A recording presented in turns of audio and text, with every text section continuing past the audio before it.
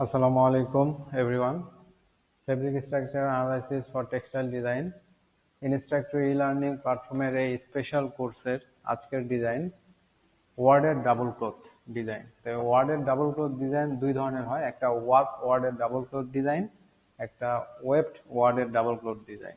তো আমরা ওয়ার্ক ওয়ার্ডের ডাবল ক্লথ ডিজাইন করার জন্য প্রথমে আমাদের দুটা মোটিভ নিয়েছি, ঠিক এর আগের ডিজাইনও ঠিক যেভাবে নিয়েছিলাম। আমরা সেই দুটা মোটিভে 3 আপ 2 ডাউন একটা টুয়েল নিচ্ছি, 3 up 2 down.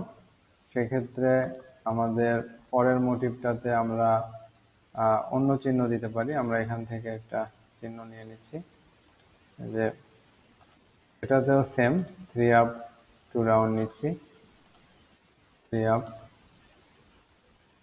2 down, 3 up 2 down,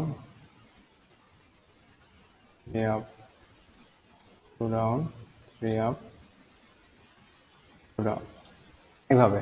সেক্ষেত্রে এখানে আমাদের যে সুতাগুলো, এটা face back worded, face back ডাব্লিউতে ওয়ার্ডেড, এভাবে পর্যায়ক্রমে চলতে থাকবে। ফেস ব্যাক ওয়ার্ডেড, এগুলো সুতা, ফেস সুতা, ব্যাক সুতা এবং ওয়ার্ডেড সুতা।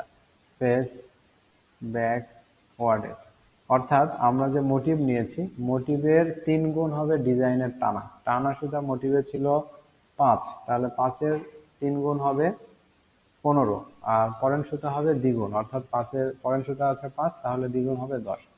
Face back worded, face back worded. তো এই ছিল আমাদের যে ডিজাইনের মূল অংশ, যে ফেস ব্যাক ওয়ার্ডেড। আমাদের যে সুতাগুলো বসবে, সুতাগুলো কিভাবে বসবে সেটা আমরা এখানে অঙ্কন করে নিলাম। এরপরে আমরা যদি ফরেন বরাবর আমরা যদি চিহ্নিত করতে পারি, face back worded, face back worded, face back ওয়ার্ডেড,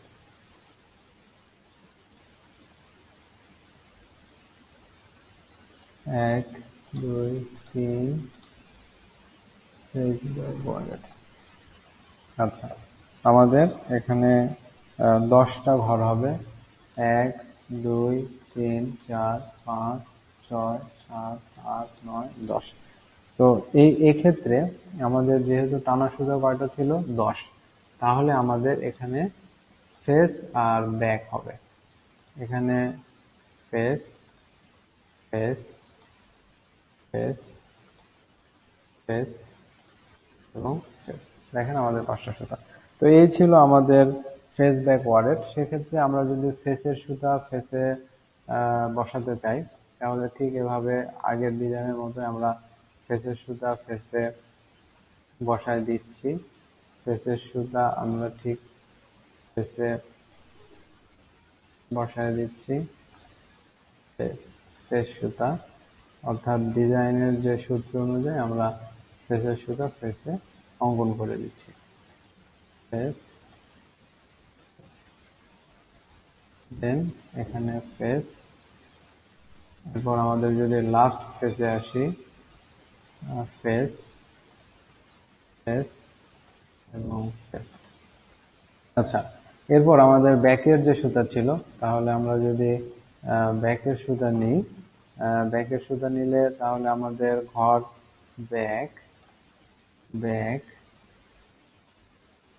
back, এরপর দেন এই ঘরে আসবে, তাহলে আমাদের ব্যাক ব্যাক এবং ব্যাক। দেন আমার এখান থেকে শুরু হবে ব্যাক ব্যাক এবং ব্যাক। এরপর যদি আমরা আসি ব্যাক ব্যাক এবং ব্যাক। এরপর আমরা যদি লাস্ট সুতায় চলে আসি, তাহলে ব্যাক ব্যাক এবং ব্যাক। তো আমাদের ফেস এবং ব্যাক সুতা বসানো হয়ে গেছে। এরপর আমরা ওয়ার্ডের সুতা বসাবো। মোটিভ থেকে আমরা ডিজাইনে দুটা মোটিভ বসিয়েছি। তো এরপরে আমাদের যে ওয়ার্ডেড সুতা, এই ওয়ার্ডেড সুতাটা আমাদের বসাতে হবে। আর এই ওয়ার্ডেড সুতার বিষয় হলো, যেহেতু ওয়ার্প ওয়ার্ডের ডাবল ক্লথ, অর্থাৎ আহ, টানা বরাবর এই ডিজাইনটা, সেক্ষেত্রে ওয়ার্ডেড সুতাটা আমাদের ব্যাক ব্যাক সুতায় হবে। ব্যাক সুতায়, অর্থাৎ ব্যাক সুতায় আমরা এই বন্ধনীটা দিয়ে দিব। আমাদের ব্যাক সুতার মধ্যে এই ওয়ার্ডেটের অংশটুকু আমরা দিচ্ছি ব্যাক সুতায়। তো সেক্ষেত্রে আমরা এটা কপি করে নিই। ব্যাক সুতায় আমাদের প্রত্যেকটা ব্যাক সুতায় এই ওয়ার্ডেড সুতাটা বসবে। ওয়ার্ডেড, ওয়ার্ডেড এবং ওয়ার্ডেড, অর্থাৎ এই ওয়ার্ডেড সুতাটা স্যান্ডউইচের মতো কাজ করে। অর্থাৎ যে টানা উপরে পরের নিচে এবং মাঝখানে এই ওয়ার্ডেড সুতাটা থাকে। তো সেক্ষেত্রে আমাদের এই ওয়ার্ডেড সুতাটা যেহেতু সব ব্যাকের ঘরে বসবে, তো আমরা সেম ভাবে এটা সব ঘরে বসায় দিতে পারি, বাট যেহেতু সেম টু সেম হবে, তাই আমরা সেম ভাবে ওয়ার্ডেড সুতাটা আমরা ওয়ার্ডেডের ঘরে বসায় দিচ্ছি। আমি বলে রাখি, এই ওয়ার্ডেড সুতাটা যে স্টিচ সুতা হিসেবে কাজ করে। আমাদের অনেক সময় ফেব্রিকে আমরা দেখি স্প্যান্ডেক্স সুতা, যেটার কারণে আমাদের যে ডেনিম প্যান্ট বা জিন্স বা যে কোনো প্যান্ট, গ্যাবার্ডিং প্যান্ট যখন স্টিচ অনুভব হয় বা আরামদায়ক হয় আমরা দেখতে পাই। তো এটা তৃতীয় একটা সুতা, যেটা ওয়ার্প, যেটা টানা সুতা এবং পরের সুতার মাঝামাঝিতে এই ওয়ার্ডেড সুতাটা থাকে। এই জন্য দেখা যাচ্ছে ফেস সুতা যেটা উপরে থাকে আর যেটা ব্যাক সুতা যেটা নিচে থাকে, এই দুটার মাঝখানে একটা অন্য ধরনের সুতা, সেটা ওয়ার্ডেড।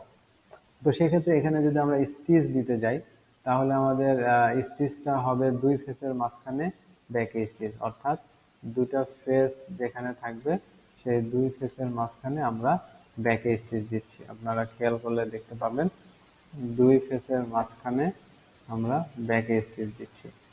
তো সেক্ষেত্রে কপি করে নিচ্ছি, দুই ফেসের মাঝখানে ব্যাকে স্টিচ, এখানে দুই ফেসের মাঝখানে ব্যাকে স্টিচ, এখানে দুই ফেসের মাঝখানে ব্যাকে স্টিচ, এখানে স্টিচ, এখানে স্টিচ, এখানে স্টিচ এবং এখানে স্টিচ, এবং এখানে পড়বে না, যেহেতু আমাদের স্টিচ পড়বে 1, 2, 3, 4 এবং 5। সেক্ষেত্রে আমরা এখানে স্টিচ দিতে পারি দুই ফেসের মাঝখানে ব্যাকে, যেহেতু সামনে আমাদের ফেস সুতা আছে। এখানে ফেস, এখানে ওয়ার্ডেড, এখানে আবার ফেস সুতা রয়েছে। তো এভাবে কিন্তু আমরা আমাদের ওয়ার্ক ওয়ার্ডেড যে ডাবল ক্রস ডিজাইন, আমরা যদি এখানে ডিজাইনটা কালার করি, সেক্ষেত্রে আরো সুন্দর পরিলক্ষিত হতে পারে যে এটা আমাদের ওয়ার্ক ওয়ার্ডেড ডাবল ক্লথের ডিজাইন, যেটা আমরা প্রথমে দুটা মোটিভ থেকে ফেস এবং ব্যাক সুতা বসিয়ে দিয়েছি, এবং ফেস এবং ব্যাক সুতা বসানোর পর এখানে যে আরেকটা সুতা ওয়ার্ডেড সুতা, সেই ওয়ার্ডেড সুতাটা ব্যাকের ঘরে বসবে এবং দুই ফেসের মাঝখানে ব্যাক স্টিচ হবে। দুই ফেস সুতার মাঝখানে ব্যাক স্টিচের মাধ্যমে এই পুরা ফেব্রিকের গঠনটা সম্পূর্ণ করা হয়। অর্থাৎ ফেস এবং ব্যাক এবং ওয়ার্ডেড এই তিনটা সুতাকে ব্যাক স্টিচের মাধ্যমে সংযুক্ত করা হয়, অর্থাৎ বন্ধনীগুলোকে অ্যাটাচ করে দেওয়া হয়, যাতে আমাদের এই ফেব্রিকটা গঠনের ক্ষেত্রে ভালো ভূমিকা রাখতে পারে। তো এইভাবেই আসলে এই ফেস যে সুতা এবং ব্যাক যে সুতা এবং মাঝখানে যে ওয়ার্ডের, আমাদের এটা স্পেশাল কিছু ফেব্রিকের ক্ষেত্রে এই ডিজাইনটা গঠন করা হয়ে থাকে।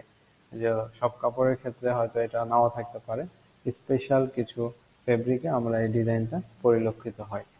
তো ধন্যবাদ সবাইকে আমাদের সাথে যুক্ত থাকার জন্য। আমি আশা করি আপনাদের শরীর স্বাস্থ্য ভালো থাক, সুস্থ থাকুন। আসসালামু আলাইকুম ওয়া রাহমাতুল্লাহি ওয়া বারাকাতুহু।